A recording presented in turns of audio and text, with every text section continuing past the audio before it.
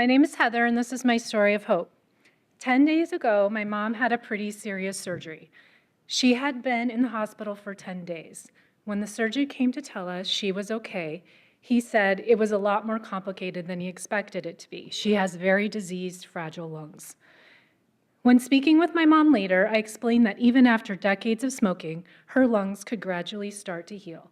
Would they be perfect young lungs again? No, the damage has been done. But they could get better. She could be breathing a little better a year from now. One day at a time, recovery is possible.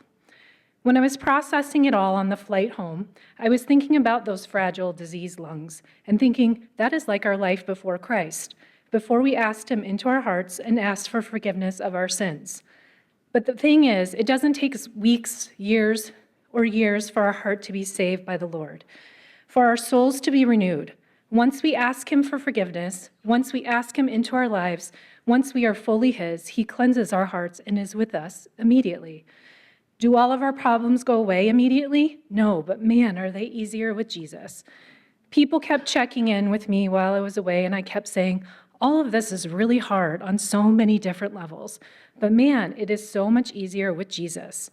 I can't imagine doing this without him. There is hope.